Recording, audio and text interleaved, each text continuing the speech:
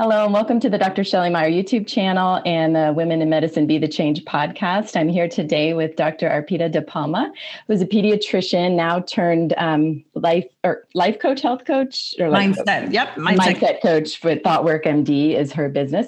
And I want you, Dr. DePalma, to tell us kind of how you got there. It's such an interesting shift, and I know you went through a lot personally when we talked before, and I know you build off that to help the women that you're working with. So kind of walk me through maybe where you started and then what might have contributed to burnout in you in particular, because we do talk about burnout a lot, and then we'll talk about what you're doing now.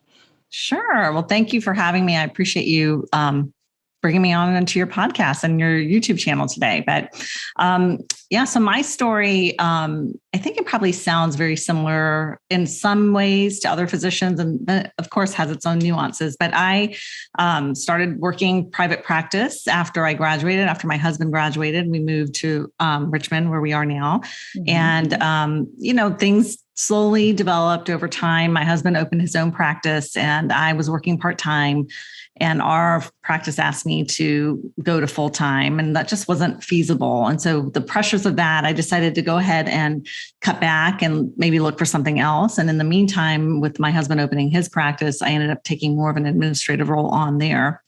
And that began to consume me over the years, which I didn't really, realize. I was aware of it, but I wasn't really cognizant of what was happening. My intent was to work 2 days a week and take care of kids the rest of the time. And instead, now I was working 80 plus hours a week, working an administrative role and still trying to do everything. So that in and of itself was leading to a lot of burnout, but not even recognizing that that's what was happening. And then lots of thoughts around self-worth, low self-worth coming in because I was not practicing clinically as much.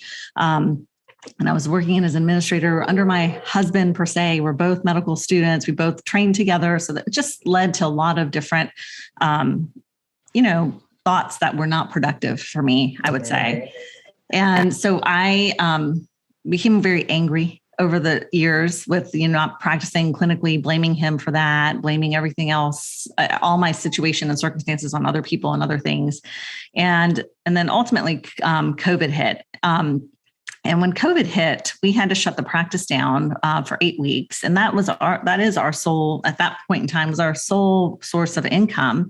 And shutting that practice down, keeping all of the employees on payroll, keeping them supported with their insurances, et cetera, was fine. We were, not taking a paycheck, dipping into savings to do that. But what really kind of put the cherry on top for breaking our backs, in a sense, was the fact that when we opened back up, we had almost 100% turnover within 8 to 10 weeks after we opened up. And so, that was very hard not to take as a personal attack on ourselves when we supported all these people.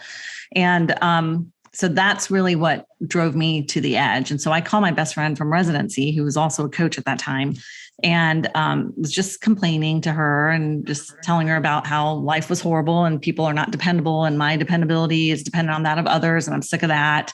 And she coached me and made me realize that I was actually not showing up in a way that was dependable for my family from all these other things that were happening in my life that I was blaming my reactions on. So that kind of cued me that something is going on here. I want to learn a little bit more. And so I binged a bunch of podcasts for where I went to school, LifeCoach school. And I mean, a bunch, I'm talking over 300 podcasts I'm binging just to get the content. And it was just amazing. And then decided to join a physicians group for coaching, EWP. So I went and joined that and was coached for 8 weeks in that program. That was kind of all encompassing. And then from there, I decided to become a certified life coach myself. And so I went to the LifeCoach school and became certified. So that was the path. And one of the beauties of this is that just as you're doing the work on yourself, people start to notice things are changing and they don't quite understand what it is. And you don't necessarily always recognize what it is. But one of those people who was most important to me was my husband, noticing a change in how I was behaving and how I was showing up at home. And that was an incentive for him to start maybe doing the work for himself as well. And so that's a whole nother story, but it was nice to see how you have that impact on other people without even really trying, in a sense. So Yeah, that's great. First, I apologize to everybody on YouTube if I have a little bit of a delay. We were talking about this beforehand because there's probably something wrong with my internet. But I think that is wonderful that you recognized that, because it's so hard for us to recognize in ourselves how we're showing up, right? And it's when we were talking before, the anger piece of it, recognizing that, acknowledging that, sharing that with others and building on that to help others. That's so key. So, and you touched on that too. And then when we were talking before, time scarcity, that's a big thing with female physicians. And I know you work a lot with that. Tell me a little bit more about what you experienced yourself and how that affected you and how maybe you're using that to help others and seeing that in others. So before I even recognized that all these things that happen in our life, these are essentially little traumas. And I'm currently going through a course where I'm learning about how our past traumas are what really cause us to show up the way that we're doing, the way that we do. Right. And so for me, my work on myself was trying to identify what were my triggers, what would set me off so that I would show up in a way that was just not who I really was at home and with the kids. I was not proud of it. I was very ashamed of it after the fact. And I remember thinking over and over, how come I know even in the moment when I'm doing it that I don't like it. And I know that I'm going to regret it, but I can't stop. Like, why can't I catch myself and showing up in a way that's much more controlled? So that was one of the biggest things for me is how do I get to a point? I've tried so many different things, taking breaths and just, removing yourself. But how do I get to a point where I can actually stop this from happening? Because it's not everything I've tried hasn't worked. And what I learned and what I've recognized is just building your awareness, first. We don't do that in advance. So when we can build our awareness around what is triggering us, what typically sets us off to go down that path of anger, then we can prepare for it for the next time we're exposed to it. So that's the biggest piece that I think a lot of people miss. And we just get subjected to the situation that tends to set us off. And then it's automatic. Our brain has been programmed to go automatically down that anger path. And so we have to start first recognizing what is the trigger. How do we plan in advance for it? And then practicing, because it's not going to change overnight. It's building that mental muscle of how I want to choose to respond now versus how I've always been responding.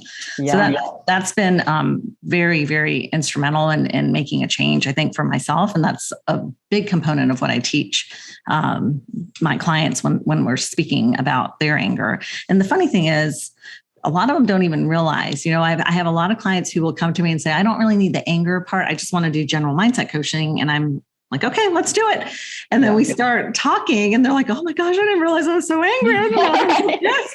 I'm like, because you don't really see that that's how we're showing up, because it's become so, normal for us. So familiar and routine. We don't recognize that as being kind of not the best way we can show up. Yeah, definitely. And then I think you probably run into, and I know I run into it with friends that are physicians and myself. I'm not really a perfectionist, but I know a lot of them are. Have you run into that a lot? That whole perfectionism piece being perfectionism, huge. So the biggest ones that I really feel for me too, but the perfectionism, self-worth, the time scarcity, anything. So really anger is an overlying emotion. It's an emotion that we feel to cover up something that's underlying. Yes. It's painful for us. So we want to avoid that by feeling, and it feels better and more comfortable and familiar to feel anger instead. So we avoid those negative emotions by doing that. So when you're mentioning perfectionism, we strive and expect ourselves to perform at a certain level. And when first of all, these expectations that we set are so unrealistic most of the time for ourselves. But when we don't reach that level of perfectionism, we beat ourselves up about it. We're disappointed in ourselves. We're ashamed. And so rather than feeling those feelings, it's covered up with anger and we show up angry. So, you can apply that to almost anything. For me, it was the time scarcity. So whenever I had my list of things that I wanted to get done for the day and something came up that interrupted that process, or my kids threw a fork in the road with regards to how I'm going to a wrench in the road, not a fork, threw a wrench. Either one, a wrench into my plans, I would be so upset with them. And it wasn't that they were trying to take me off my agenda for the day. It was more that I'm not going to get it all done. So then that goes back to perfectionism. I have to get it all done. So there are all these little things can be tied in. Another piece for me was the self-worth. And I kind of touched on it, right? With my husband, with the practice, with me not practicing anymore clinically, I was equating my ability to be a physician and practicing clinically to my self-worth. I'm worthy because I did a lot of schooling. I'm worthy because I am a badass, quite frankly, in treating my patients and taking care of people. And I can do this, but now I'm just doing administrative work. So my self-worth, like I was saying, my self-worth and felt my self-worth was so low because I wasn't working to my full potential. Yes. So, part of this is going back and recognizing that you're born 100% worthy. And that takes a lot of work to get to that point. Mm-hmm. So. Yeah. And then you just take that perfectionism and that time scarcity and that self-worth, and you match and you put that person in a position of today's healthcare institutions, right? What a disaster of that coming together, because they're forcing us, or not forcing, but encouraging us to just work harder and harder. And so it's like an unachievable goal. And so if you're a perfectionist, you're constantly trying to strive for that. And then there's not enough time for that. And then of course the anger is going to come in and take over. And then you're just constantly in this state of not doing enough and not being enough and not being worthy. Exactly. And the demands, like we have never seen a hospital system say, okay, you don't have to do as much. We're going to cut down, so the demands have just continually increased. And as physicians we're ingrained in us that we can do what we are presented with. We can do everything. And so we don't give ourselves grace to say, you know what, this really is really unrealistic. We can't take care of all of these things as well as take care of ourselves and be present for our families and, we have to recognize that their requests are never going to necessarily lessen. We have to be aware of what we can do and what we're comfortable doing and quite frankly, what we're happy doing, and recognize that that's enough. And that's really the only way the system's going to change. Yes, we can leave our jobs. And of course, that's probably the best thing to do when you're not finding somebody that's working with you and, meeting your needs. But if we don't work to change the system and start, recognizing that we have to set boundaries and take care of ourselves and speak up and all of that, then the system's not going to change. Right. And I think that's a big part of it, is that a lot of times we don't speak up. Physicians will just kind of say, okay, we're not going to, rock the boat. We're not going to cause any issues. We're just going to go with it. And when we don't speak up for ourselves, obviously we cannot be advocates for ourselves. So it doesn't even mean that you have to have a huge ask, what's normal, 40 hours a week, 45, 50 hours a week. How is it normal? How can we build in time realistically during the day to make sure our charting is completed? How do we go to administration and say, you know what, I can't see 40 patients in 6 hours and get all my charting done realistically and deal with MIPS and MACRA and all the other requirements that are being placed upon us that aren't really truly practicing medicine. So part of it is just being comfortable, recognizing what you want to do, what's within your scope, and then speaking up for yourself about it. And it's not also necessarily that the administration and the systems are going to change immediately. It's recognizing how can you get to a point where you're happy in what you have? How can you change what you currently are creating for yourself? And a lot of it goes back to how we're thinking about things. So when we can change the way we think about things, consider other perspectives, we have the ability to feel better and then really troubleshoot more effectively, more productively.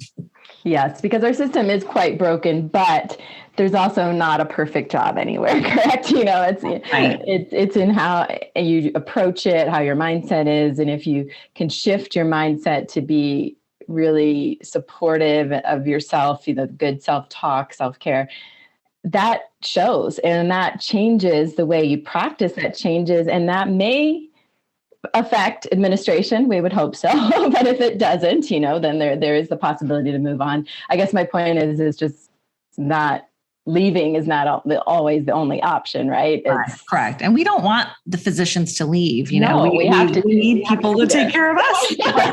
Right. So how do we get physicians to think about their career paths and their current situation in a way that's going to enable them and empower them to stay there or work somewhere in some capacity as a physician. And yeah, sometimes it may not be the best setup, right. And maybe you're in a situation where there isn't change. But if you leave someplace unhappy, thinking you're going to go somewhere else and be happy there, you're probably going to create the same thing for yourself in that place. Yes, if you don't work on that mindset piece and that. Correct. So if you, exactly. Yeah. Yeah.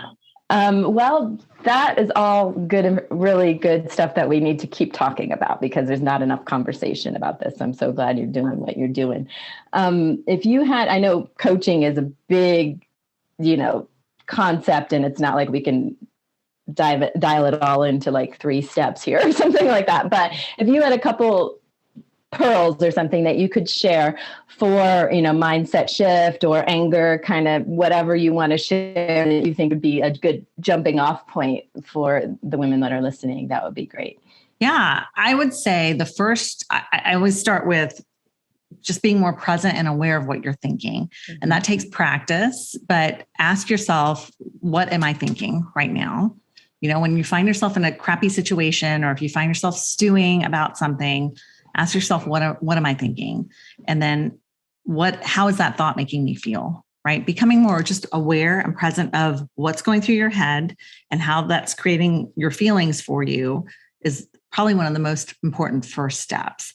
One of the tools that you could do is even just do this in the morning. I leave my phone is by my nightstand, but when I wake up in the morning, before I open or get out of bed, when I open my eyes, I am cognizant of what's the first thought that's going through my mind.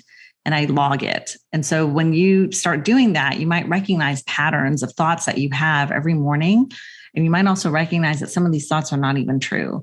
So one of the big ones for me was I have a lot to do today. I have to get up. I have to get going. I have so much to do. And it became so programmed and automatic that I would be thinking that even on days that were not really that packed. And so, we're creating this sense of urgency for us when we're thinking this first thing in the morning, and we wake up feeling that pressure all day and not really understanding why it's there. So becoming more aware and cognizant of what's going through your mind each day, that is the very first step, increasing your awareness. I call it upleveling your awareness about what's going on. Because when you don't know what's going through your head, you won't be able to understand why you're acting and behaving the way you are sometimes. And then one of my other favorite tips that I do is I tell everybody, I tell my clients at the end of the day, when you're brushing your teeth, just tell yourself 3 things that went well today. And they don't have to be huge, huge nuggets of goodness. I always say this, my dog was going through a spell of doggy diarrhea. And so one of my what went wells one day was she didn't have diarrhea today. So well, you got to appreciate the things, the little things even. Yeah. Right, you do, because what we're doing when we do that is we're reprogramming our brain. We're shifting the brain to look at the positive things in life. Because when we're only looking at the negative, we tend to focus on the negative and we only seek out the negative. We don't recognize any of the good. So if we can focus on looking at the good each day, a little bit of the good each day, our brain starts to become more aware, have that confirmation bias of the things that are good.